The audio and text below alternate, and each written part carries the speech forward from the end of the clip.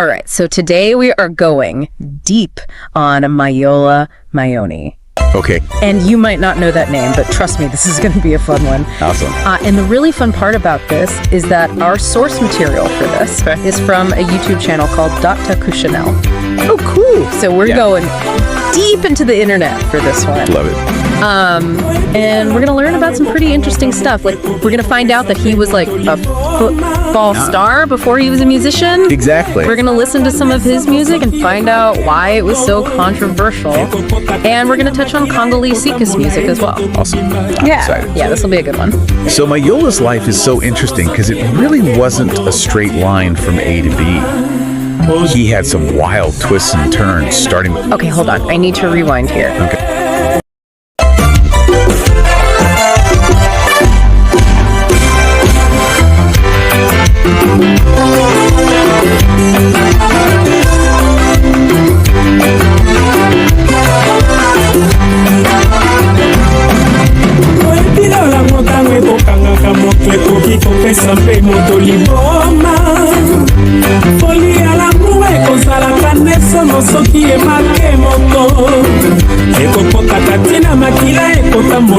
All right, let's dive right in. Today we're going to be talking about the life and music of Mayaula Mayoni.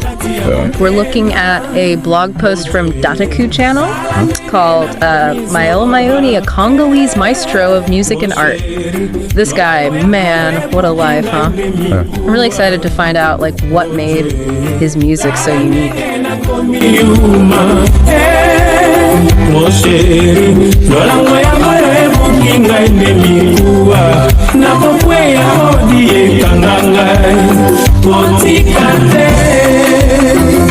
Who was like a serious athlete? Yes. What was he playing? Football. Whoa. Okay. Yeah, he was a gifted football player. We're talking, played for AS Vita Club in Kinshasa.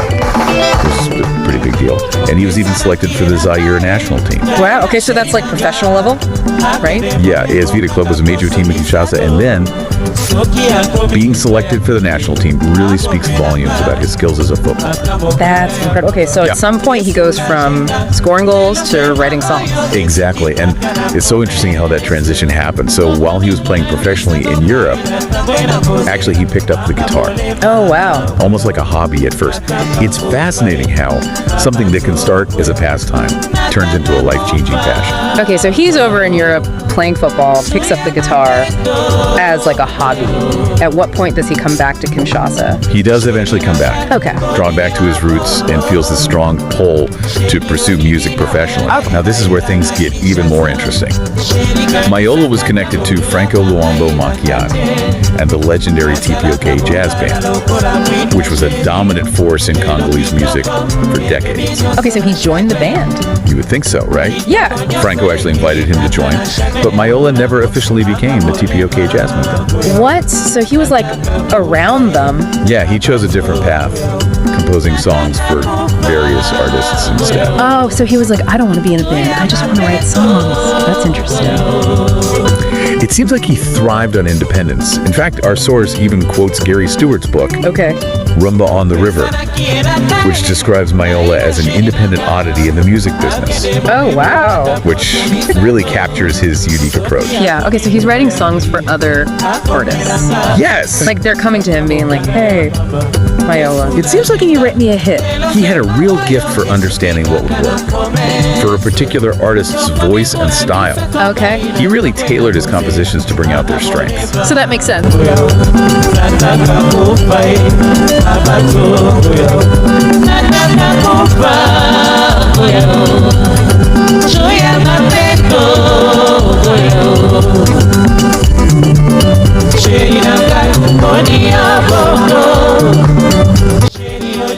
Speaking of his compositions, there's one that we need to talk about. Okay. Sheri Bondal, Yes. which was like super controversial. Sheri Bondal was incredibly controversial because of its subject matter. The song tells the story of a prostitute from her perspective, Oh, wow. Okay. which the National Censorship Commission in Zaire saw as defending prostitution. Really a song banned for being Yeah. too real, I guess? Yeah. Was that like a common thing back then? Censorship was definitely a reality in Zaire during that period. It'd be interesting to compare it to other instances of musical censorship worldwide to see how it reflects different cultural and political climates. Yeah, for sure. Okay, so it gets banned. What happens to the song? Does it just disappear? Quite the opposite. Right. The ban only made it more popular. It was first released in Brussels, and despite attempts to suppress it, it found its way back to Kinshasa and became a massive hit. So it's like the Streisand effect. You try to hide something, it just blows up. It just makes people want it more. That's incredible. Okay, so clearly the dude's got talent. Yeah. Sri Bondo is just the tip of the iceberg here. Absolutely. Shri Bondo is just the beginning. He has so many other amazing songs that showcase his range as a composer. Yeah. Okay. Bai mwasi apaka ya Sheri Bondo we nakoteka tanga witi na zando bafangi nasoma zigida o nakoteka karungwila nazali dumba mopere bakuluka kanga o mama Bai dumba matadi wa Sheri Bondo we. What else should we add to our playlist? So if you're intrigued by his ability to write for female vocalists, you have to check out Nadaya, Okay. which he wrote from a Pongo Love in 1977. And what's Nadaya about? Nadaya is a beautiful song that tells the story of a woman who is completely confident in her marriage and her ability to keep her husband happy, despite the attention of other women. Oh, wow. So it's like a self-confidence anthem.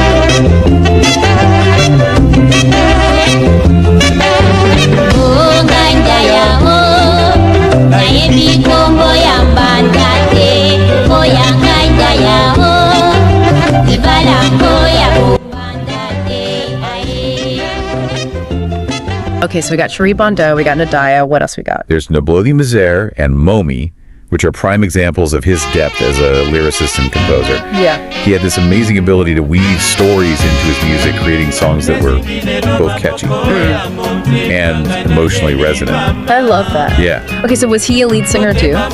That's actually a common misconception. While he did occasionally contribute as a background vocalist, his main strength lay in composition. Oh, okay. He was the mastermind behind the music, even if he wasn't always on the spot. So he's like the man behind the curtain. Exactly. Okay, awesome. Okay.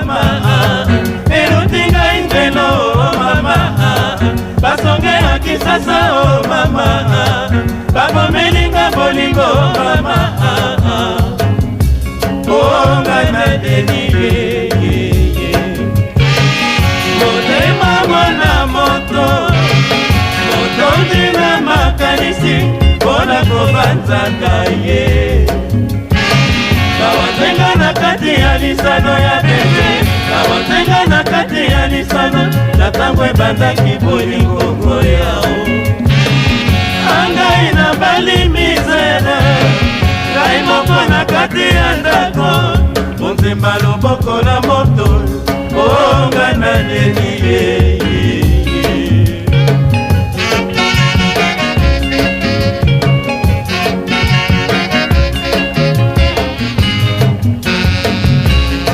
So now when people talk about Mayaula Mayoni, they often mention this album, L'Amour au Kilo. Why is that one? Yeah, L'Amour au Kilo, released in 1992, became a rumba classic. Okay. And really solidified his legacy. It's a must-listen for anyone wanting to explore the evolution of Congolese soukous music. Okay, so before we go any further, I gotta admit, I'm not super familiar with soukous music. Okay. Can you give me like a quick down? Sure. Soukous is a genre that originated in the Congo in the 1960s. Okay. And it's known for its infectious rhythms, intricate guitar work, and powerful vocals. Just imagine music that's made for dancing and celebrating life. Okay. Is it similar to anything else? Yeah, you can hear influences from Cuban rumba, but soukous has its own distinct Congolese flavor, drawing on traditional rhythms and instruments, creating a sound that's both familiar and completely unique. Okay, that sounds incredible. I can definitely hear how Mayaula Mayoni would fit right into that. Absolutely. Okay, so we've talked about his controversial hits. We've talked about how he can write for different voices. Yeah. We've talked about soukous music. What else is there to discover about this guy? Well, one thing that makes his music particularly fascinating is his use of cultural themes. Okay. A perfect example is his song Mami Wata, which draws inspiration from Congolese mythology. Oh, okay, tell me more about that. I love when artists weave mythology into their music. Yeah, so Mami Wata uses the figure of the Mami Wata water spirit as a central metaphor. Okay. In Congolese mythology, she's often depicted as this mermaid-like figure symbolizing beauty, allure, and even a bit of danger. Okay.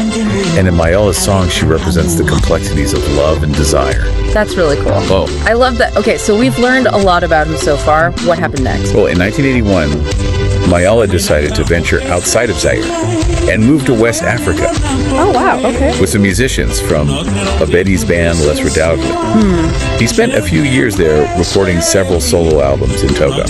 Wow, so how is that different for him? It must have been a big change. Yeah. I'm curious about that too. It's a shame we don't have more information on his time in West Africa. But what we do know is that he eventually returned to Zaire in 1984. It always pulls him back. Yeah. It seems like Zaire always had a special place in his heart. Yeah, okay, so he comes back to Zaire in 84. He jumps right back into making music, releasing the album Fiona in 1986 and collaborating with other artists.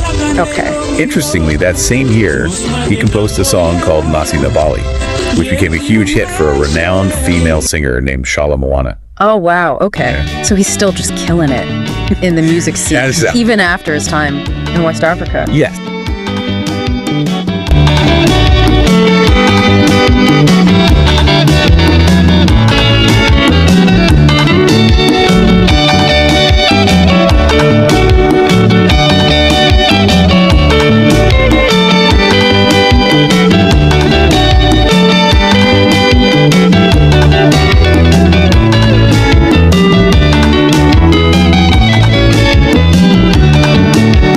Baninga enda sinabali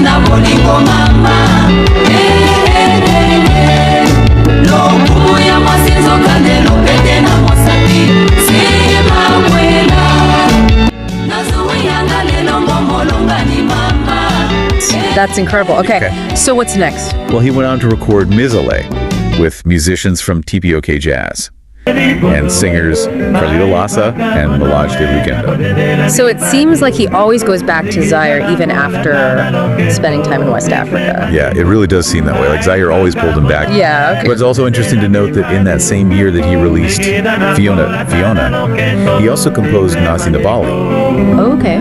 which became a huge hit for Shalom Moana. So even after his time in West Africa, he was still very much a part of the Congolese music scene. Yeah, and making hits for other people. That's awesome. Okay, so at some point he ends up in Dar es Salaam. Yes, that's right. Was that a permanent move?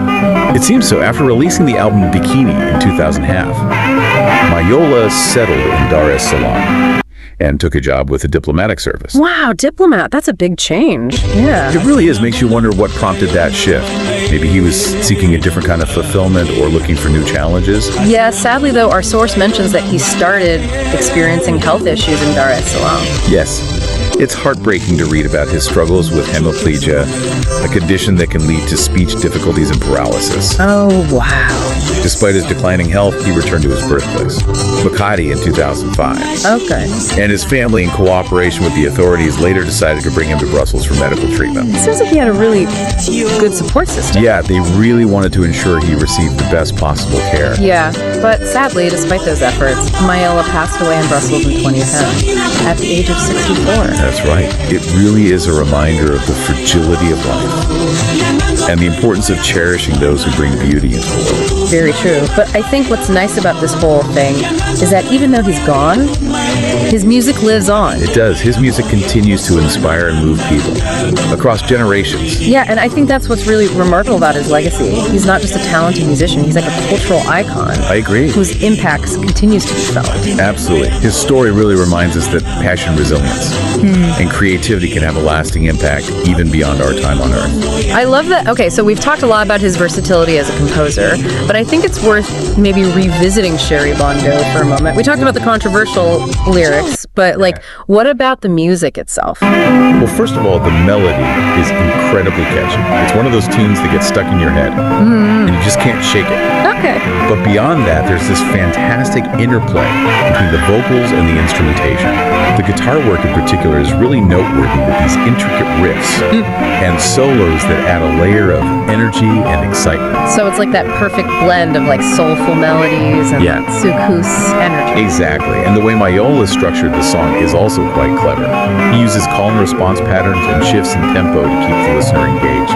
From beginning to end, it's a masterclass in songwriting. Wow, it sounds like he really knew how to write a hit that also had meaning. He really did. He had this knack for creating music that was both meaningful and incredibly danceable. I love that. And so that makes sense why his songs really resonated with so many people. Absolutely, and that ability to blend substance and style is something you see throughout his work. Take Nadaya, for example.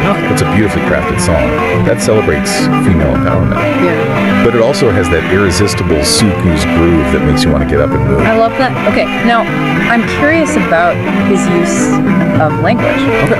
Our source mentions that he often stuck with Kikongo, his native language. Right. Even when other Congolese musicians were incorporating Lingala and French into their lyrics. What do you make of that? It's fascinating, isn't it? I think it speaks to his desire to preserve and celebrate his cultural heritage. Through his music, Right. not everyone in Congo understood Lingala or French. Yeah. But Kikongo was a language that many could connect with. So it's deeply personal, Right. but also widely accessible. Exactly, and it really demonstrates his awareness of the social and cultural dynamics at play within Congolese society. Right, he's not just writing songs, he's writing narratives. He was crafting narratives that reflected the realities and aspirations of his people. I love that. Okay, I think we have to touch on Mami Wata one more time. Yeah, let's do it. We talked about the mythological significance of the water spirit, but how did he translate that into a musical experience?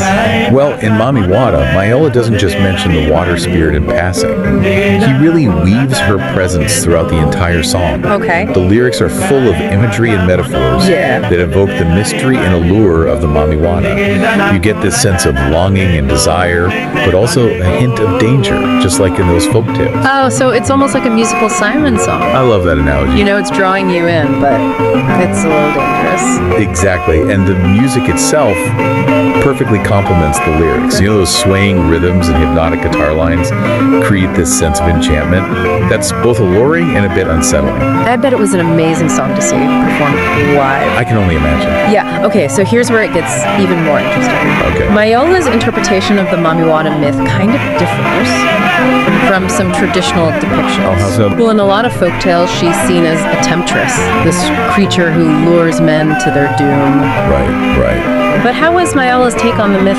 different? Well, in his song, the Mamiwata represents the complexities of love and desire.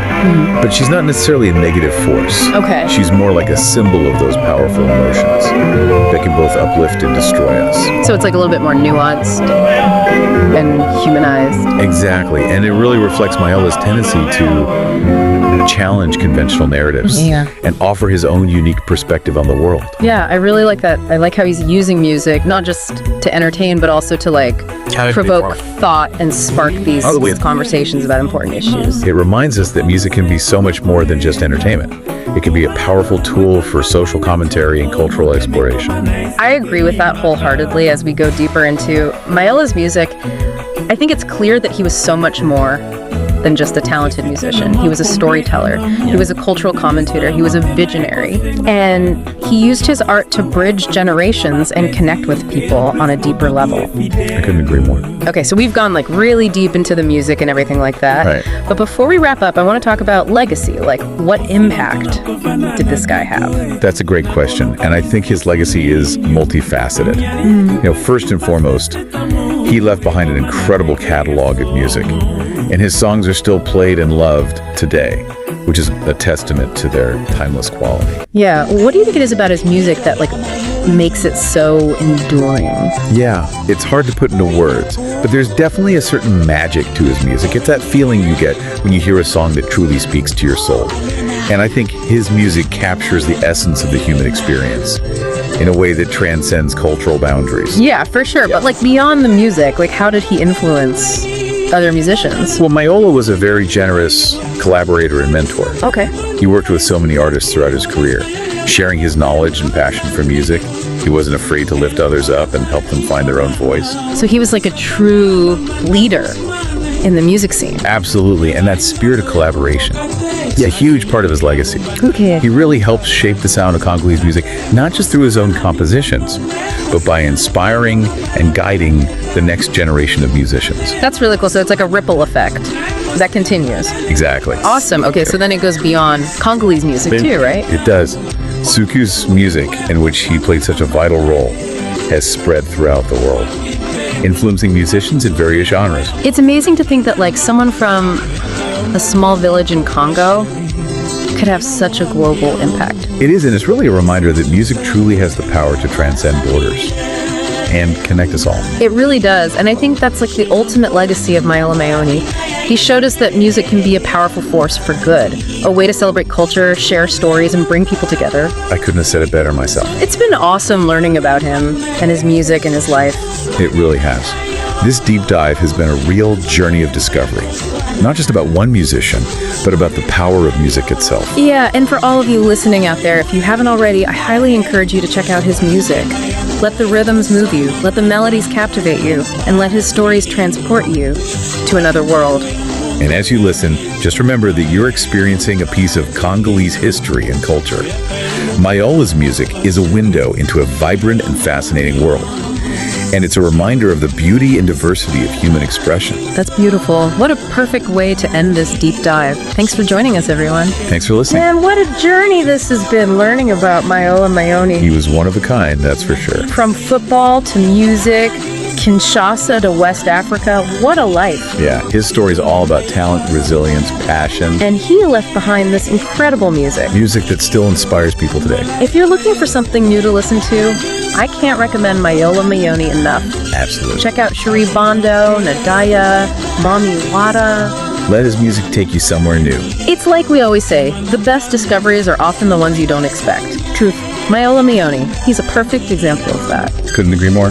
Get out there, explore the unfamiliar, embrace the unexpected, and let the music be your guide. That's what it's all about. Thanks for joining us on this deep dive into the world of Mayaula Mayoni. My pleasure. Until next time, keep exploring, keep learning, and keep the music playing.